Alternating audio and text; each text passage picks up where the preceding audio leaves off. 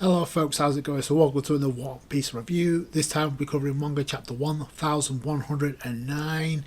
And boy oh boy, with the events of this chapter, you'd think it was leading up to chapter 2000, considering the contents of what we got by the end of this chapter. But I'll get to that.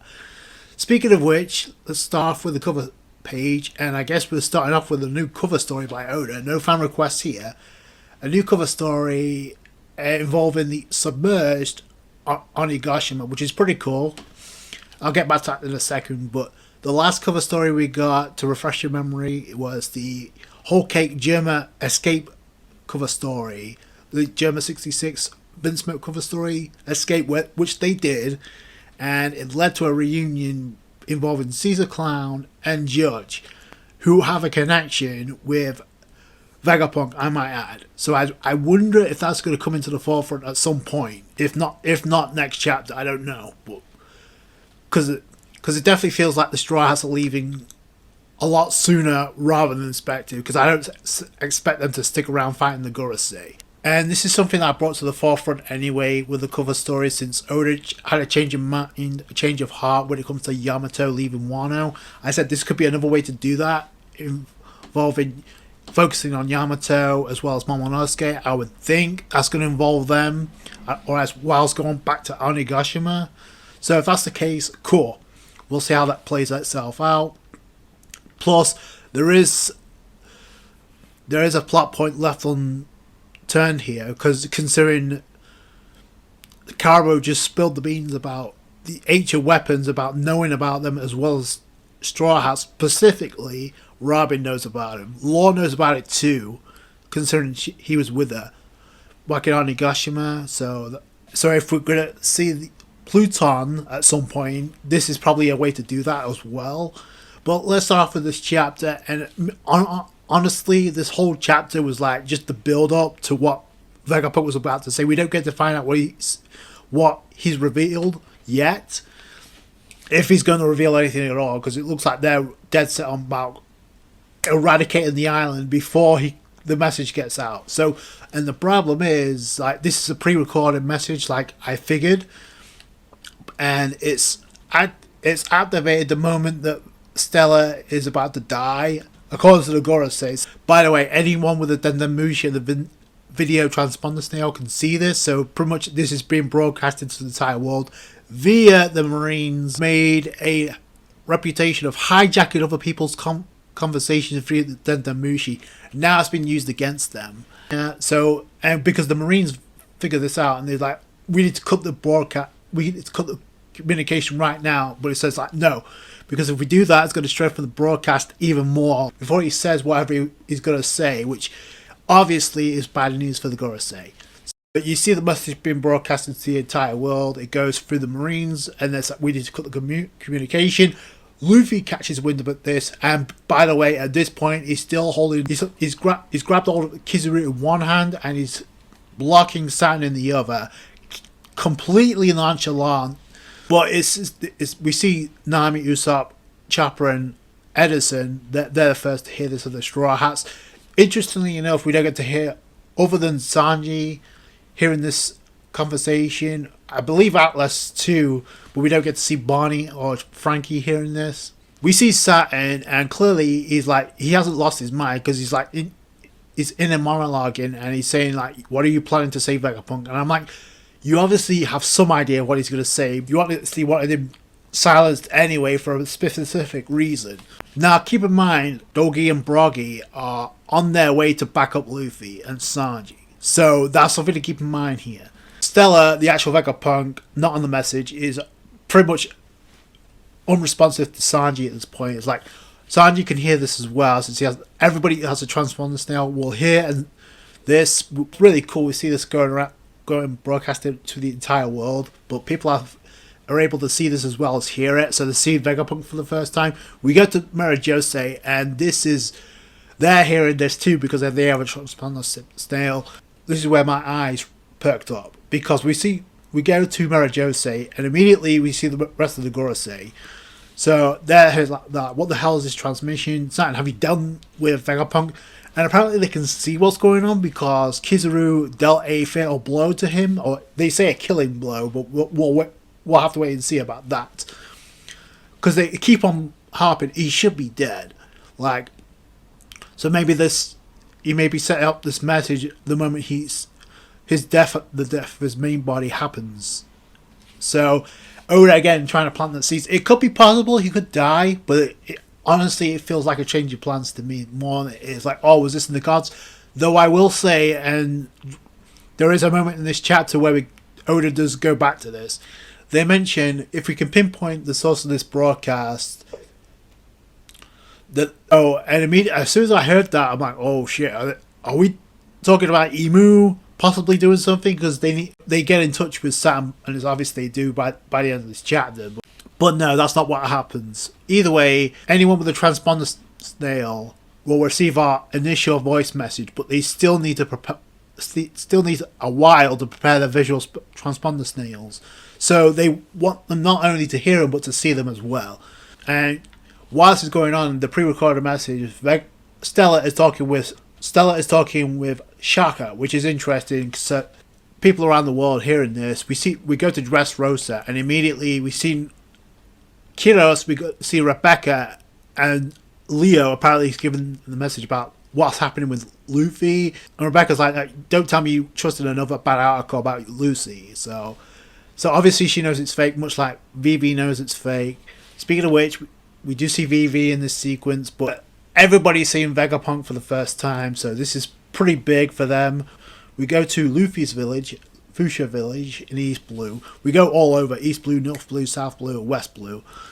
We even see Iceberg and his newest secretary, Alice, and that just looks like a young Robin. I'm sorry, like anybody else, I just like a child version of Robin from Strong World, but I don't know. We go to World Economic Journal where we know what Wapol and Vivi are at right now, and Vivi has to interact with Luffy at some point because considering what we got with the Reverie flashback, but because they're saying like where are Luffy and the others, but Morgan's is like, no, this is like look at the time, it's not current time, it's a pre-recorded message. But I do find it interesting that Vivi wants to get to the Straw Hats, which may imply they could be a lot closer than suspected, because they're like, after all, the Buster Call is bound to have reduced the island to a sea of flames by now. We go all over the place.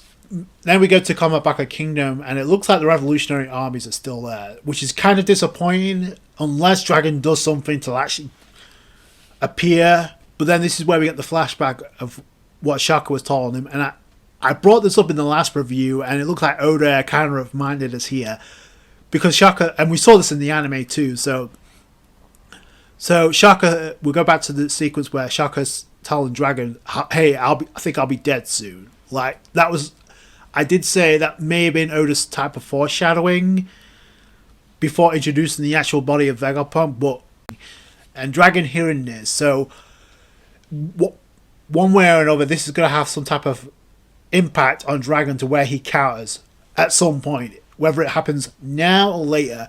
It's disappointing if it doesn't happen now, because there's a perfect opportunity here, unless this is leading to something bigger.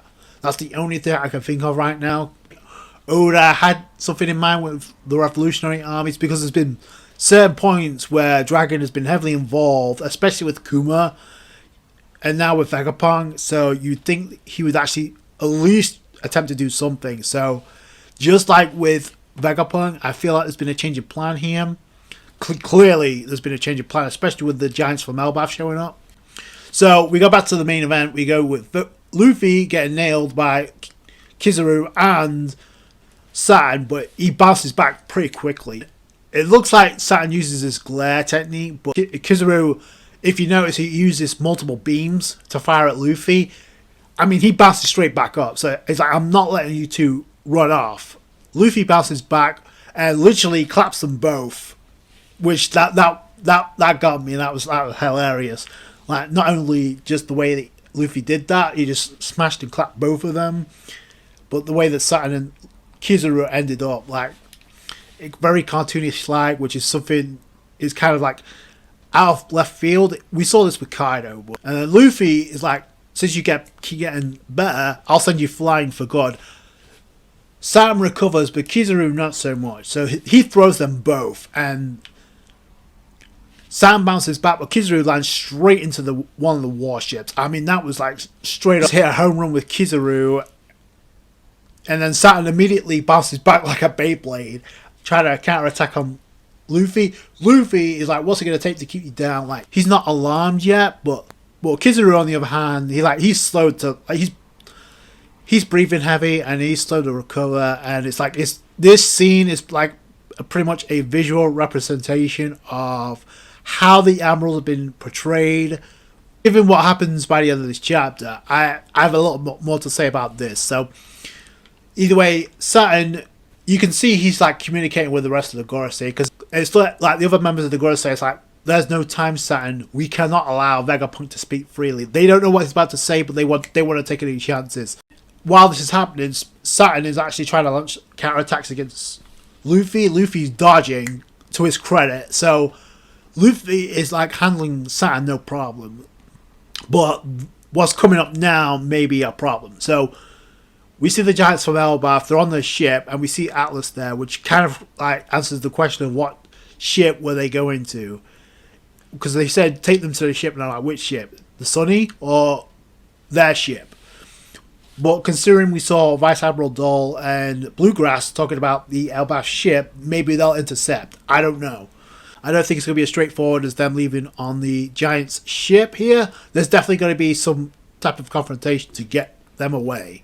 Saturn says, I shall perform the summoning very well. Which is interesting because the ritual summoning, the magic summoning, so the demon seal, the magic seal that summoned Saturn is being used here, I'm assuming, to summon the rest of the Gorosei. So Saturn's like, I shall perform the summoning, which kind of actually, like, again, gets me to perk up, because I was kind of like wondering, how does that work anyway?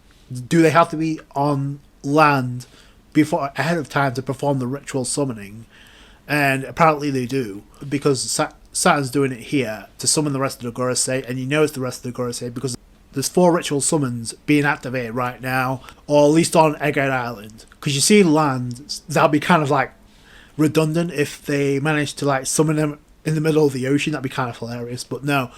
It's 4 magic circles, 4 ritual summonings are happening, the rest of the Gorosei are coming. Luffy's expression says it all, with his eyes bugging out, and Sanji's like, what the hell? It's like, it's just what happened when Saturn appeared, which is true. I mean, who else could it be at this point? Like, the only other person that could top this is Emu, but I don't know if you want to call that too early for something that's in the final saga. But and I was kind of wondering why the rest of the Gorosei didn't show up with Saturn anyway, considering Saturn obviously has the grudge with Vegapunk, but we don't know why, and we still didn't know after this chapter. Like, Vegapunk didn't spill the beans of what the truth is, and we're probably gonna get that next chapter. If not, Oda's he's gonna clickbait us for the next 2 weeks, because we're on break next week. So yeah, so there's gonna be 3 theories up the ass, but there may not even be a speech, considering like the rest of the Gorosei here.